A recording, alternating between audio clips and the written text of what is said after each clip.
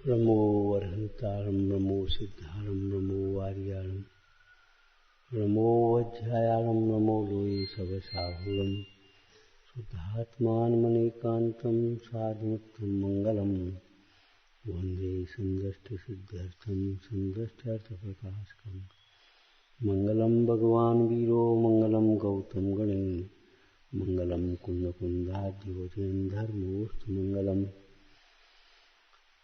नमः समय साराय स्वानुभूत्या चकास्ते चित्तभावाय भावाय सर्वभावान्तरक्षणे।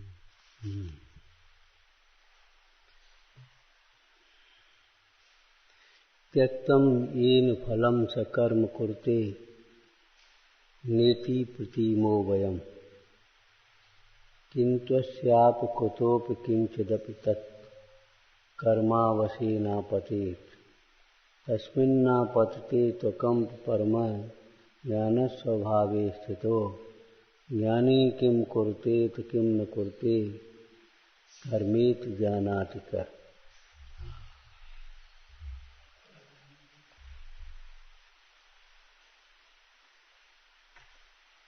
जो कर्म फल को त्याग देता है इसे कर्म फल के त्याग इसे कर्म फलों का त्याग वर्तता है ऐसे समझ। त्याग का मतलब ग्रहण करने की अभिलाषा भी नहीं है, ग्रहण करने की अभिलाषा ही नहीं है। जैसे लौकिक में त्याग का क्या अर्थ करते हैं? किसी को जमी कंद का त्याग है, उन्हें जमी कंद ग्रहण नहीं करना, मिलने पर भी नहीं मिले नहीं है तो कोई बात नहीं, ये बात नहीं है। मिलने पर भी हमें त्याग है, माने हम नहीं खाएंगे। रात्रि भोजन का त्याग है, माने मिलने पर भी। बाजार की वस्तुओं का त्याग है, बाजार में निकल रहे हैं और सामने वस्तु बिक रही है, वो आओ क्या चाहिए, कुछ नहीं। त्याग का एक शब्द समझ में आ गया? मिलने पर भी ग्रहण करने की अभिलाषा नहीं है, इसका नाम त्याग। न ग्रहणम त्यागम।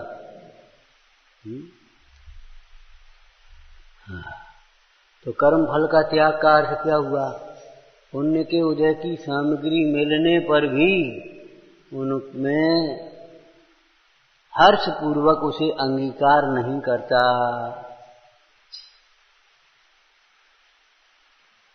सम्यक दृष्टि के संबंध में कोई चर्चा याद है इस प्रसंग की? जैसे सम्यक दृष्टि जी यहाँ से स्वर्ग में देव हुआ अथवा इंद्र हुआ जाकर, तो हजारों देव देवांगनाएं विमान भोग संयोग सारी सामग्री, तो भी वह उस सामग्री में पहले तो आश्चर्य हुई, है क्या मामला? तो तुरंत उसने अवधि ज्ञान जोड़ा। देवों को जन्म के बाद फिर अवधि ज्ञान आ जाए, तो अवधि ज्ञान जोड़ा। अरे पूर्व में मैंने जिन धर्म का पालन किया था, अमुक नियम अमुक प्रतिज्ञा अमुक व्रत पाले थे, अथवा दान किया था, सेवा की थी, शील पाला था,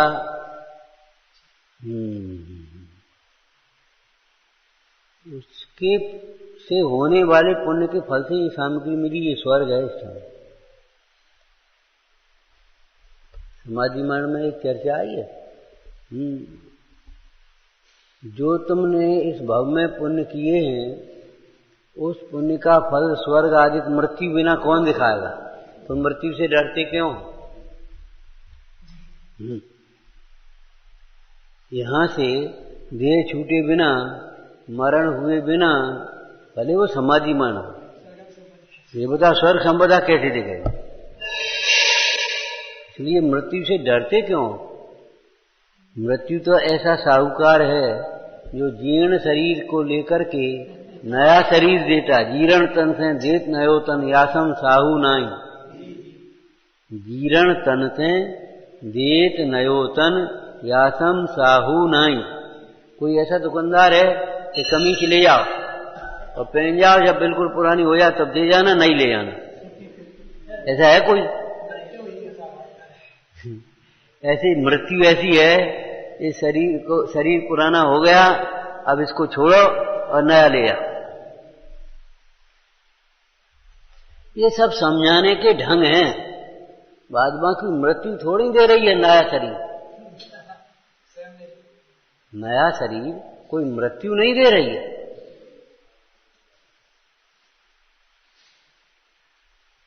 मृत्यु का कर्म की अपेक्षा से मृत्यु का क्या अर्थ है? आयु कर्म का पूरा हो जाना। तो आयु कर्म पूरा हुआ, उसे कोई नया शरीर थोड़ी मिलेगा। नए आयु कर्म जो बंधा था, उस नए आयु कर्म के उदय से नया शरीर मिला। इसीलिए मृत्यु सबको उत्तम शरीर नहीं देती। हाँ, मृत्यु सबको उत्तम शरीर थोड़ी दे देती है, सबको स्वर्ग में पहुंचा दे। ये तो हमारी संस्कृति की भाषा है कि स्वर्गवासी स्वर्गवासी, सब स्वर्गवासी थोड़ी हो गए। कितने जीव मनुष्य पर्याय से देह छोड़ करके नरकवासी होते हैं, कितने ही त्रियंचवासी होते हैं, कितने ही मनुष्य शरीर को छोड़ करके पुनः मनुष्य गति में जाते हैं, कितने ही जीव स्वर्ग में जाते हैं। अब इस काल में मोक्ष आता नहीं, लेकिन वैसे चौथे काल में देखो तो कितने ही जीव अपने वितराग भाव की पूर्णता करके मोक्ष चले जाते हैं। इसलिए मृत्यु कोई उत्तम शरीर देती है, ये तो कथन समझाने के लिए है। उत्तम शरीर तो तुम्हें वर्तमान में जो उत्तम परिणाम हुए हैं, उनसे उत्तम शरीर मिला है। जैसे मनुष्य को देव का शरीर कैसे मिला, बोलो? नंबर 1, जो शरीर मिला है उसका सदुपयोग किया। जो शरीर मिला है उसका सदुपयोग किया। उस शरीर के द्वारा सुंदर कार्य किए हैं। आंखों से भगवान को देखा है, कानों से जिनवाणी सुनी है। शरीर माने शरीर के अंग। हाथों से विनय की है, दान की है, सेवा की। हाथों के 3 काम है, विनय, दान और सेवा, वैयावृत्ति। तो हाथों का ये सदुपयोग है। कानों का सदुपयोग है, कानों से अच्छी बातें सुनी है। मुख का सदुपयोग क्या, जिह्वा का, अच्छी भगवंतों का गुणानुवाद किया, सत्पुरुषों सदगुरुओं की भक्ति की, जिनवाणी की तत्व की चर्चा की।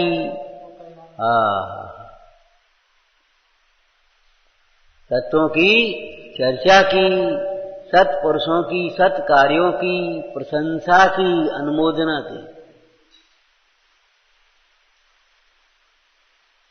व्रतशील संयम की प्रशंसा की, अनुमोदना की। धन्य है इनका जीवन। देखो कैसी तपस्या कर रहे, देखो धन्य है, कैसा स्वाध्याय कर रहे, कैसी पूजा कर रहे, देखो तो धन्य है प्रभु। वाह! धनंजय सेठ की पूजा को देखकर लोग धन्य धन्य कहने। सीता जी के शील के प्रसंग में धन्य धन्य सत्यवंतनी, धन्य धन्य धीरज। इस सत्यवती को है धन्य है, ये शीलवती नारी को धन्य है, इसके शील को धन्य है। रावण की कैसे प्रशंसा की थी, तुम्हारे पराक्रम को धन्य है, तुम्हारे कुल को धन्य है, तुम्हारे धैर्य को धन्य है, तुम्हारी बोलो विनय को धन्य है। स्वयं अर्धचक्री होकर के पराजित हुआ इंद्र, उसके पिताजी धर्मात्मा वयोवृद्ध उदासीन श्रावक, ऐसे समझो। उदासीन श्रावक का मतलब क्षुल्लक अलग मत लेना। वर्तमान योग का उदासीन माने घर में रहते हुए भी उदासीनता से रहते। और उदासीन श्रावक काय को आएंगे इंद्र को छुड़ाने के लिए?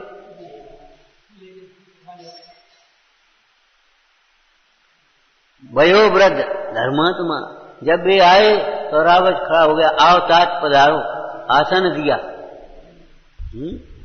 आसन दिया रावण ने आसन दिया। मेरे योग्य आज्ञा करो, तब वे कहते हैं दशानन, वो क्या नाम, वो पिताजी तुम्हारे कुल को धन्य है, तुम्हारी विनय को धन्य है, तुम्हारे धैर्य को धन्य है। देखो पराजित राजा के पिताजी के साथ कैसा व्यवहार हो रहा है।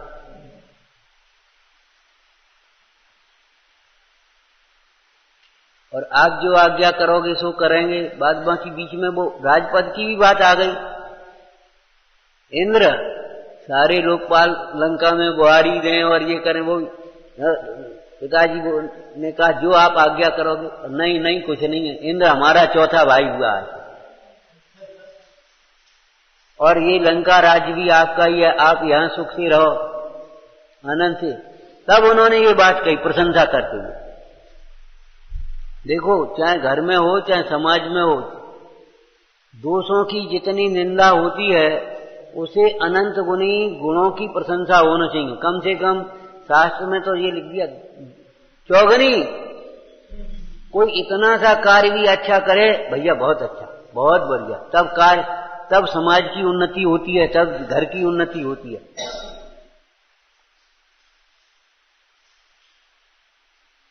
प्रशंसा तो उत्तम शरीर का को मिला। ये शरीर से उत्तम उत्तम कार्य किए हैं, तपस्या किया है, व्रत पाले हैं, शील पाला है, उत्तम शरीर। नास्ती से बोलो बेटे, उंगली हटाओ, हाँ बोलो नास्ती से। इस शरीर का अभिमान नहीं किया, हम कछुए हैं, मेरा शरीर बहुत सुंदर है, ये कैसा है।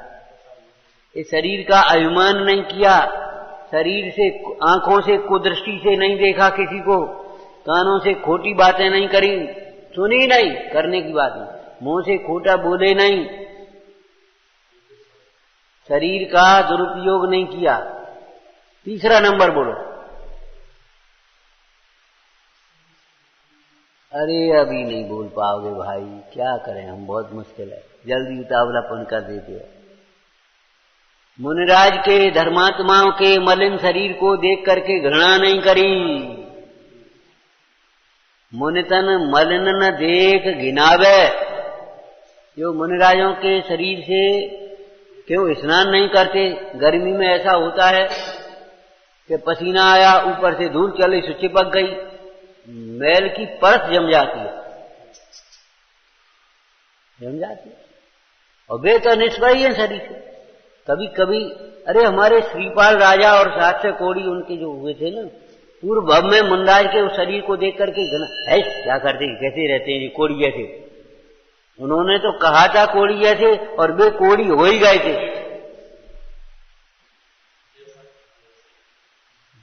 और संग में 700 वे उनके जो साथी थे वे भी कोड़ फूट पड़ा।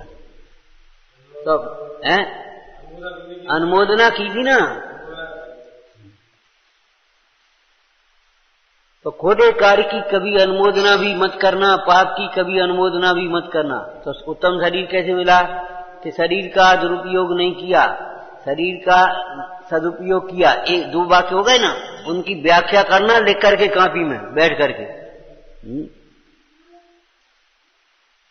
और धर्मात्माओं के मलिन शरीर को देख करके घृणा करने से तो बहुत पाप बनता है, बहुत ज्यादा पाप।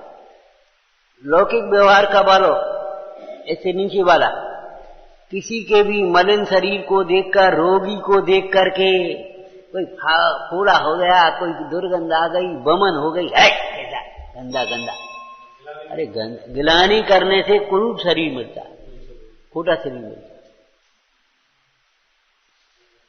किसी के शरीर को देख करके घृणा नहीं करो।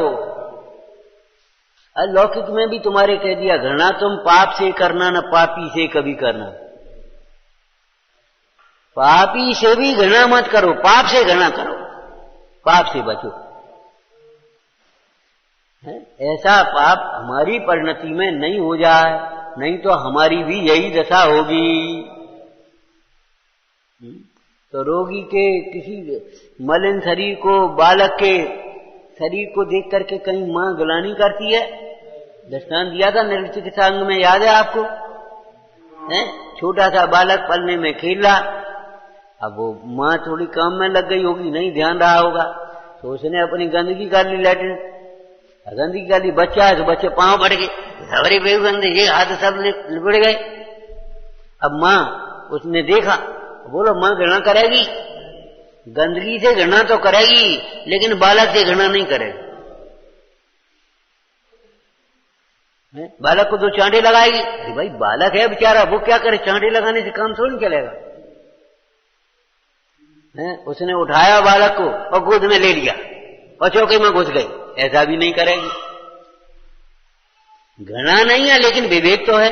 हमने आपको कहा था ना, डॉक्टर रोगी को देखता, ऑपरेशन करता, 3 दफे साबुन से हाथ धोता है। क्यों? रोग का इलाज करना, स्वयं रोगी थोड़ी होना, इन्फेक्शन होगा, बैक्टीरिया आएंगे। तो मां ने उस बालक को उठाया और दूर से ऐसे ऐसे कपड़े अलग और ए बेटा पानी डालना इस पर, पानी डाला, उसको धोया और तब गोद में लिया। यही तो करेगी माने, गंदगी को धो करके साफ करेगी, गंदगी से घृणा नहीं करेगी। ऐसे पाप से घृणा नहीं करना है, पाप से भी। पाप दूर कैसे होगा इसका ये बता। हीन भाव ग्लानि जीवों के लगकर ग्लानि भाव नहीं मन में हो, कर्मोदय की अति विचित्रता लगकर स्थित करण करो। तो ये उत्तम शरीर मिला, तो उत्तम शरीर मृत्यु से नहीं मिला। ऐसा नहीं है मर जाएंगे सो दुखों से छूट जाएंगे, उत्तम शरीर मिल जाएगा, स्वर्ग मिल जाएगा। बहुत से लोग नहीं समझते, तो जरा से दुखों से घबरा कर कहते मर जाए मर जाए मर जाए। और कितने कट करके मर जाते हैं, डूब करके मर जाते हैं, जहर खा करके मर जाते, फांसी लगा करके मर जाते। क्या उत्तम शरीर मिल जाएगा उनको? उत्तम शरीर मृत्यु से नहीं मिलता, ये उपचार का कथन है। तो फिर लिखा क्यों है? मृत्यु से उत्तम शरीर की बात समाधि मन में क्यों लिखी है? तुमने अधूरी पढ़ी है, पूरी पढ़ो। समता से जो देह तजोगे तो उत्तम गति पाओ। ऐसा थोड़ी है देह तजोगे से उत्तम गति मिलेगी। समता भाव से तुम देह को छोड़ोगे तो तुम्हें उत्तम गति मिलेगी। तो देह के छूटने से हानि नहीं है। पूरा करो वाक्य अधूरा है। क्षमता भाव पूर्वक देह छूट भी जाए तो कोई हानि नहीं है। और हमारे अवक्ष भक्षण पूर्वक, अन्याय पूर्वक, संयम के त्याग पूर्वक, छोड़ने पूर्वक अगर देह बच भी जाए तो भी कोई लाभ नहीं है। क्या लाभ होता? एक नारी के शील पर आपत्ति आई, अब शील हरण हो जाए और शरीर बच जाए, एक स्थिति तो ये है, और एक शरीर छूट जाए शील बच जाए। बोलो कौन सी स्थिति अच्छी है? शील बच जाए, शरीर चला जाए तो भी हानि नहीं है, तो भी प्रशंसनीय होती है। और शील चला जाए और शरीर बच भी जाए तो भी निंदनीय है।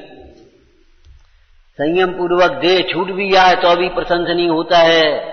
और असंयम पूर्वक, संयम के प्रति मलिन भाव पूर्वक, संयम के त्याग पूर्वक अगर शरीर बच भी जाए तो कोई लाभ नहीं।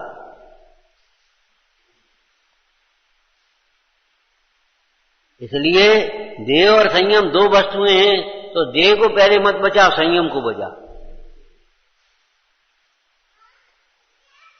तो मृत्यु से उत्तम गति नहीं मिल गई, उत्तम गति मिली है उत्तम परिणामों के फल। जिन्होंने जीवन में हीन परिणाम किए हैं उन्हें तो हीन गति मिली है। अपने रत्नचंद साहब का आचार्य में एक श्लोक आया, प्रणते उत्तम गोत्रम, उच्च गोत्रम आया। हाँ हाँ,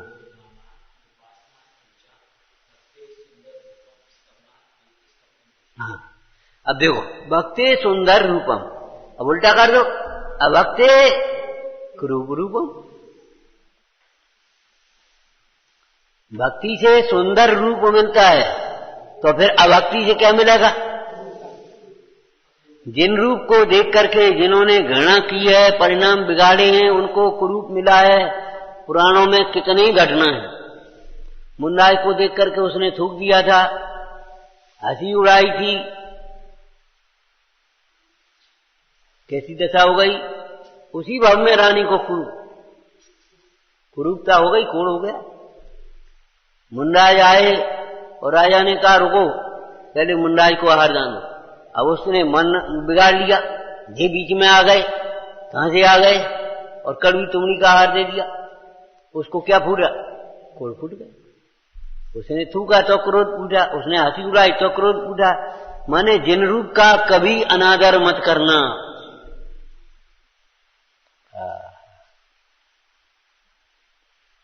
हमेशा विचार करना।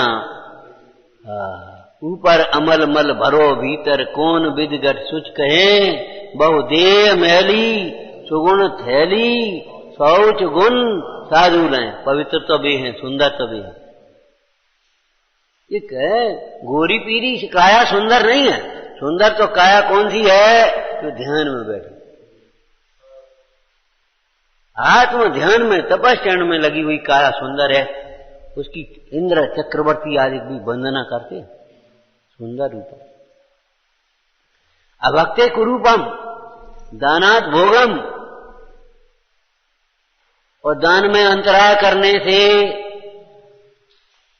दान में अंतराय करने से अथवा दान के योग्य अपनी योग्यता है तो भी दान न देने से, लोभ के कारण, आलस्य के कारण, अभिमान के कारण, दान आदि न देने से, बोलो दानात भोगम, तो अदानात रोगम, भोग नहीं मिलते, तरसता है बेचारा।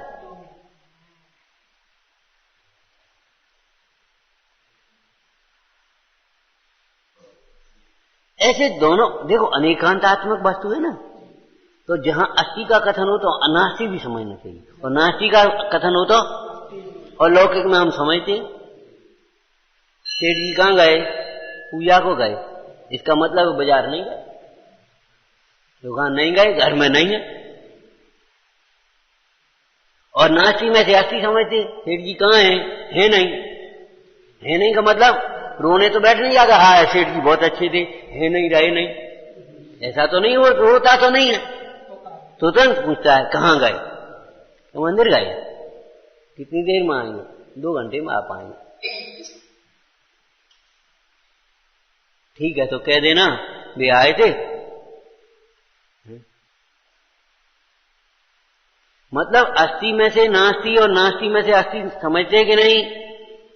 तो दानात भोगम अदानात भोगम, अभोगम भोगों के लिए तरसता है।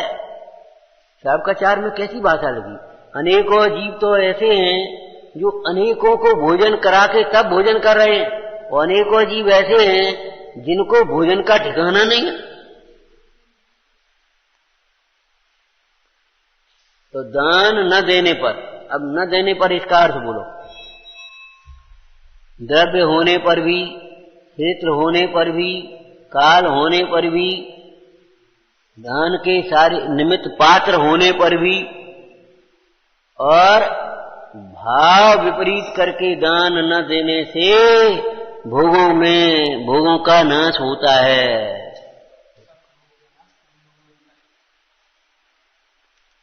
अब शक्ति होने पर भी, योग बनने पर भी द्रव्य क्षेत्र काल भाव का दान नहीं देना, इसका अर्थ बोलो। एक तो बहुत बड़ी भूल ये है तुम्हारी, केवल आहार दान को दान समझते। हाँ, अपने पास आहार सामग्री है, आहार है, सब बातें हैं, पात्र हैं, तो अभी दान नहीं देने से आहार दान नहीं देना। ऐसे ही अभय दान अपनी सामर्थ्य है, और सामने वाला भयभीत हो रहा बेचारा, तू चिंता मत कर, मैं हूं।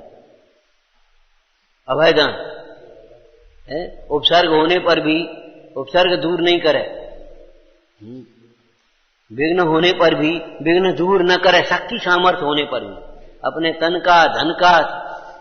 देखो रामचंद्र जी ने क्या कहा था लक्ष्मण से, अपने रहते हुए वज्रकर्ण राजा पर, धर्मात्मा राजा है जिसने नियम लिया है देवशास्त्र गुरु की विनय करेंगे, अन्य की विनय नहीं करेंगे, नियम किया है देवशास्त्र गुरु की ही विनय करेंगे, और उसके ऊपर उस नियम के कारण आपत्ति आ रही, तो अपन क्या करें भैया, अपन का कसरत, अपन का करें, नहीं तुम जाओ जैसे भी हो, उस वज्रकर्ण राजा की रक्षा करो, उसके विघ्न को दूर करो, तो लक्ष्मण भी वैसे नहीं थे, हल्के आदमी, महापुरुष थे, सदा का पुरुष। लक्ष्मण ने ये नहीं कहा भैया वो हम अकेले क्या कर सकते हैं, हम अकेले क्या कर सकते हैं, सिंगोधर इतनी बड़ी सेना और हम अकेले क्या कर सकते हैं, हम जाएं तो हम और मरेंगे। हाँ, कैसी बातें करते हो, अरे धर्म की रक्षा करते हुए प्राण छूट भी जाए तो भी हित है, कल्याण है। लक्ष्मण है राम के बिना की माने चरण छुए और चल दिए अकेले, और सीधे उस सिंगोधर राजा के तंबू में पहुंच गए। तुम्हारी भाषा में तंबू, हम दरबार कहते हैं राजा का। पहुंच गए, ए सिंगोधर, मैं भरत का दूत हूं, राजा भरत की आज्ञा है कि वज्रकर्ण से संधि सलह करके रहो, मित्रता पूर्वक रहो, नहीं तो ठीक नहीं होगा। ये कौन आ गया भरत का दूत, विनय तक नहीं है इसमें। मैं तुझे नमस्कार करने नहीं आया हूं, तुझे समझाने आया हूं। अगर नारायण है, नारायण में नारायण जैसी तो होगी। इतिहास में आता ना, चंद्रगुप्त राजा था तो जब छोटा था तो खेल खेलते थे, बच्चे खेल खेलते ना, तो खेल में वो राजा बनता था, खेल में भी राजा बने और बैठ जाए ऊपर जाकर के उस पर पहाड़ी पर गाय वाय चरा, तो सब लोग बैठे और साहब महाराज वो हमारा ये न्याय करो, हमारा ये न्याय करो, तो वो न्याय करे। चाणक्य ने देखा और देख करके कौतूहल से पहुंच गया, राजन प्रसन्न रहो, आशीर्वाद बोलो विप्र क्या चाहते हो, एक गाय हमको मिल जाए, ये सामने गाय चल रही है, ले लो जिनको, जो पसंद हो तो ले लो। चाणक्य ने कहा महाराज वो मालिक रोकेगा, कौन ऐसा है जिसको चंद्रगुप्त की आज्ञा भंग करेगा। मैंने वो खेल खेलने में भी, बचपन में भी राज समझ गया ये राजा होने योग्य। लौकिक में कहते थे ना, पूत के लक्षण पालने में मालूम पड़ जा। कौन है राज चंद्रगुप्त की आज्ञा। ऐसे ही वो वाशिंगटन, वो अमेरिका का राष्ट्रपति, छोटा क्या कहता, ए टन टन टन टन घड़ी क्या कह रही है, Lord of Washington. Washington America का लॉर्ड बनेगा। तो ये तो भीतर में ऐसे ही होते थे।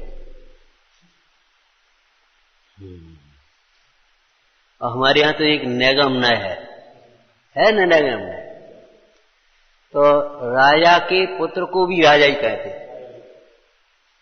सेठ के पुत्र को सेठ कहते। तीर्थंकर अभी नहीं हो गए, 13वें गुण स्थान में होंगे भाव की अपेक्षा, लेकिन द्रव्य निक्षेप से अथवा भावी निगम नय से उनको क्या कहेंगे, तीर्थंकर का जन्म हुआ, फिर तीर्थंकर ने केसरोज किया, दीक्षा ली, तीर्थंकर दीक्षा लेंगे, दीक्षा लेने के बाद तीर्थंकर बनेंगे, लेकिन दोनों नए अपने अपने स्थान पर हैं। तो ध्यान रखना, भक्ति सुंदर रूपम दानात भोगम, तो उल्टे करके भी पढ़ना अनेकांत में, इससे तुम्हारे परिणाम में स्थिरता आएगी। अनेकांत और अनेकांत से वस्तु स्वरूप एकदम बन जाती सीमा। जैसे मैं जीव हूं, इसका अर्थ क्या है, शरीर नहीं हूं। मैं जीव हूं, इसका अर्थ क्या है, मैं शरीर नहीं हूं। लिखा तो है नहीं, तो लिखा नहीं समझ लेना।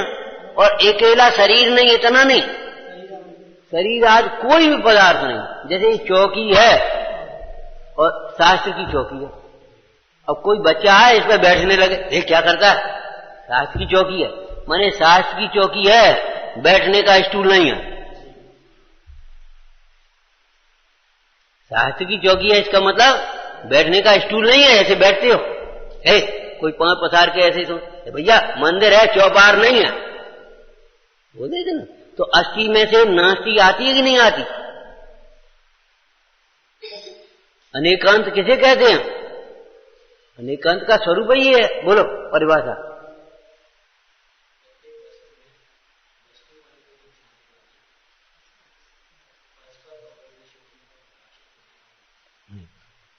प्रकाशित होना कि प्रकाशित रहना, बोलो।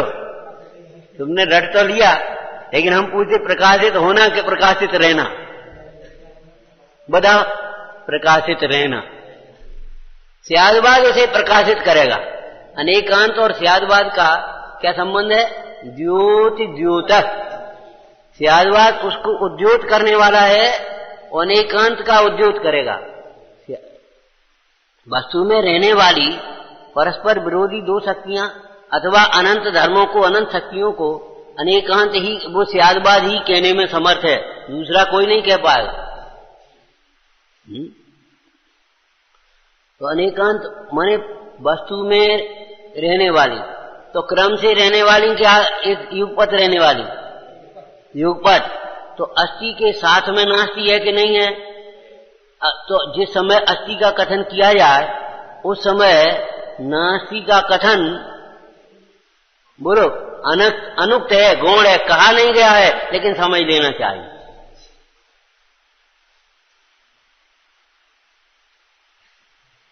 समझ लेना चाहिए उसमें कि नहीं समझ लेना? जैसे जब पढ़ा जाए तो मैं जीव हूं, तो इसका अर्थ ये समझ लेना चाहिए मैं शरीर नहीं हूं। मैं ज्ञाता स्वरूप हूं, मतलब मैं कर्ता नहीं हूं। मैं अमूर्तिक हूं, मूर्तिक नहीं हूं। मैं अनादि अनंत हूं, जन्मने मरने वाला नहीं हूं।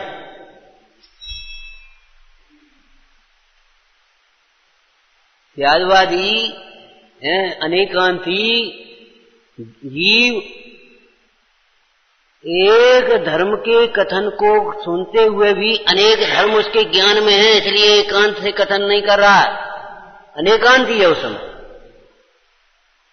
और एक दफे क्या कहें, महाराज जी थे, ठीक है अभी बोले, सुनो, जो एकांत अनेकांतवादी नहीं है वो आतंकवादी होता है, ये समझ लो। आतंकवादी कौन है कि अनेकांतवादी नहीं। सही बात है। अब इसका अर्थ समझना पड़ेगा कि अनेकांतवादी नहीं तो आतंकवादी कैसे हो गया? बोलो, आतंकवादी अपने को तो समझता,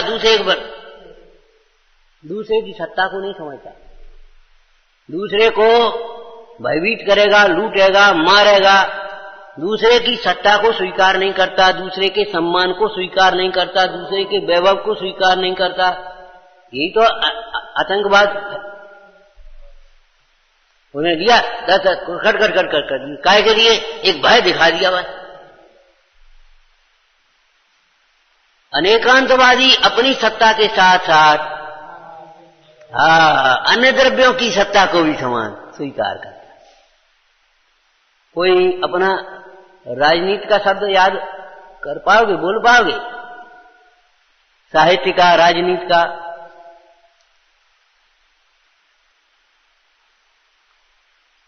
सोचो, अभी तो बेटे पढ़ ही रहे हो, अभी तो बोलो। सह अस्तित्व,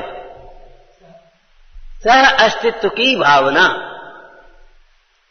सह अस्तित्व की भावना का मतलब यह है जैसे हमें हमारी सत्ता है ऐसे दूसरे की सत्ता है, जैसे हमारे प्राण हमको प्यारे हैं ऐसे दूसरे के प्राण दूसरों को प्यारे हैं, जैसे हमें हमारा सम्मान इष्ट है ऐसे हमें दूसरों का सम्मान इष्ट है। हमने कहा था ना आपको, देखो ये चरणानी योग का उपदेश है। अगर आप सम्मान चाहते, सम्मान देना सीखो, बस सम्मान अपने आप मिलने लगेगा। वैभव चाहते, वैभव देना सीखो, दान करो, वैभव मिलेगा अपने आप, आपको बिना चाहे मिलेगा। और अगर देना नहीं सीखोगे तो मिलेगा कहां से? जो खेत में आप काटना चाहते वो, आज ये पानी की समस्या हो गई और हो गई, काय के लिए हो गई?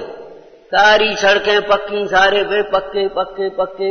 अब जमीन में से तुम पानी खींच तो रहे हो, जमीन को दे तो रहे, बुझा करके नदियों से सब समुद्र में पहुंच जाता है।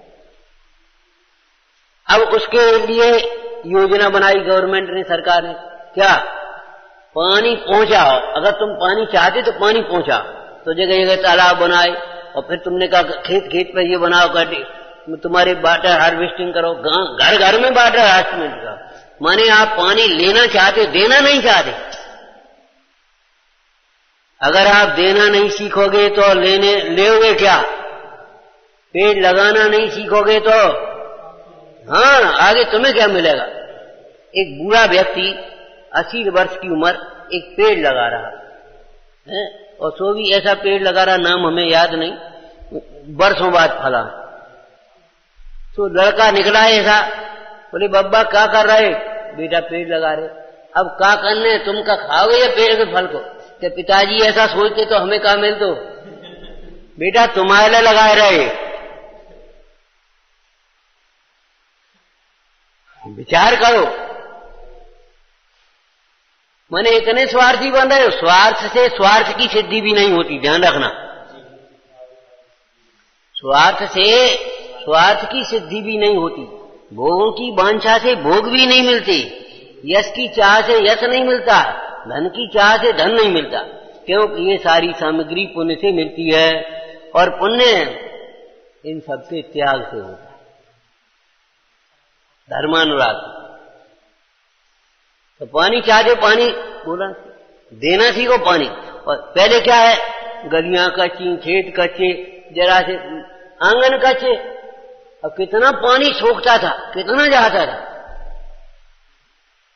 अब वो पानी तुम्हारा सब बह जाता है पूरा। अब तो गांव में क्या करें, वो वाटर लेवल तुमने बेईमानी करी है, हम क्या करें? लोक व्यवहार में भी व्यवहार आपका अच्छा बना रहेगा। एक लेके सवा देने की कोशिश करो, और एक ले करके आधा देने की कोशिश करो, या नहीं देने की लेवे में होशियार और देवे में कमजोर, आपका व्यवहार बिगड़ जाएगा। लोक व्यवहार में भी व्यवहार ऐसे ही चलते हैं, ज्यादा से ज्यादा लेकर के कम से कम देने की कोशिश करोगे, बिगड़ जाएगा, और कम से कम लेकर के ज्यादा देने की कोशिश करोगे, बन जाएगा।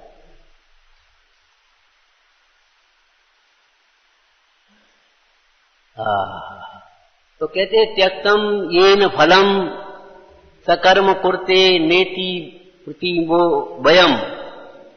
जो कर्म के फल का त्यागी है, अब कर्म के फल का त्यागी कौन है, इसी की तुलना का शब्द बोलना। अभी बोला नहीं हमने, 2-4 दिन में नहीं बोला। कर्म के फल का त्यागी, अरे धर्म के फल का धर्म के फल का आस्वादी, धर्म के फल का वांछक, कर्म के फल का त्यागी।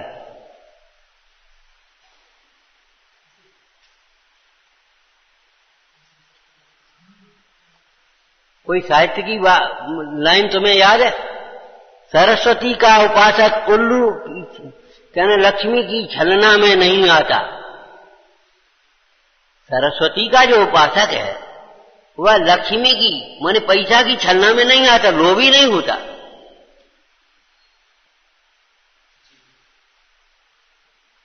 जो श्रेष्ठ कवि हैं वो चाहे किसी की प्रशंसा नहीं करते, भगवंतों का गुणगान करते हैं। तुलसीदास जी ने एक लाइन लिख दी रामचरितमानस में, कीने प्राकृत जनगुण गाना सिर धुन गिरा लाग पछताना।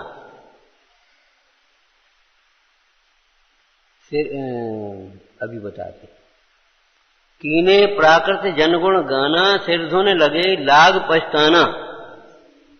गिरा माने सरस्वती वाणी है।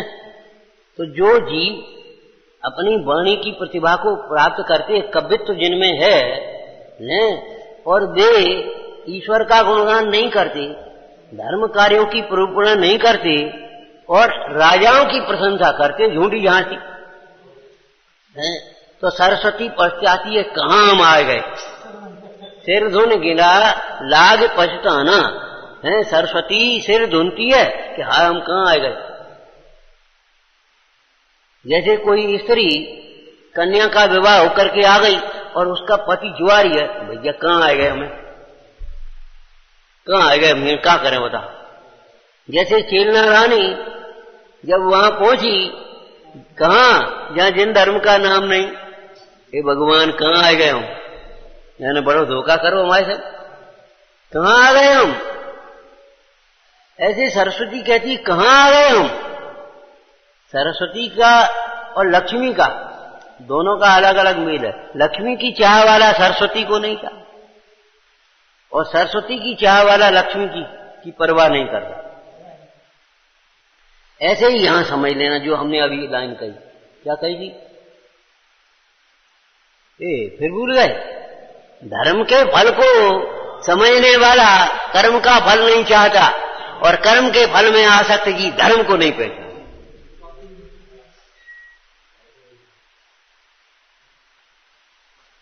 धर्मात्मा धर्म का फल क्या है?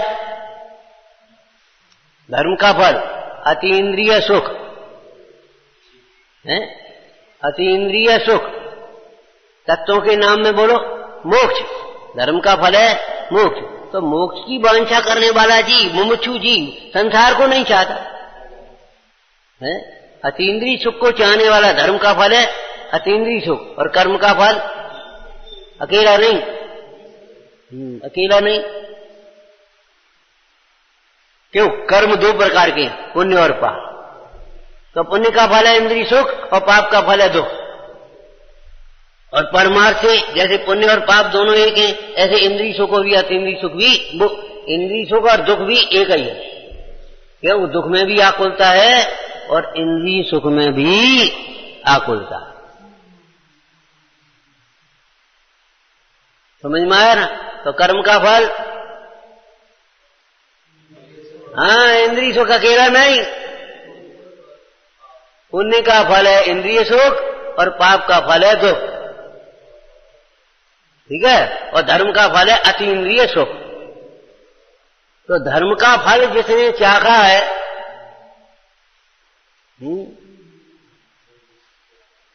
भागचंद अमृत रस पीकर फिर को चाहे विष निज मन में, बीत राग जिन महिमा थारी वरन सके को जन त्रिभुवन में। अब तुम रूप यथारथ पायो, अब इच्छा नहीं अनको मतन में। भागचंद अमृत रस पीकर फिर को चाहे विष निज मन में। फिर विष को कौन चाहे? इंद्रिय सुख खारे पानी के समान है, खारे पानी के समान। खारे पानी से प्यास बुझती नहीं, बढ़ती है। और अतीन्द्रिय सुख है वह अमृत के समान है, जिससे प्यास बुझती है। भक्तामर में लिख दिया, भक्तामर स्तोत्र में, को करे क्षीर जलज जल पान, खार नीर पीवे मतिमान। हे भगवान, आपको देख करके अब और को देखने की अभिलाषा कौन करे? धर्म का फल जिसने चाखा है, समझा है, वह कर्म के फल की अभिलाषा क्यों करेगा? बोलो। तो कर्म फल का त्यागी कौन होता है? धर्मात्मा। सम्यक दृष्टि जीव कर्म फल का त्यागी है, ज्ञानी जीव कर्म फल का त्यागी है, और मुख्य रूप से मुनिराज कर्म फल के त्यागी होते हैं। तो जिन्होंने कर्म का फल त्याग दिया है, वे जीव कर्म को क्यों करेंगे? हम तो नहीं मान सकते वो कर्म करेंगे, ऐसा लिखा है। नए विभाग को यहां समझ लेना चाहिए। ठीक है? सजानंदी शोध करूती अविनाशी में आत्मस्वरूप। सजानंदी शोध करूती अविनाशी में आत्मस्वरूप। सहजानंदी शोध स्वरूपी अविनाशी में आत्मस्वरूप।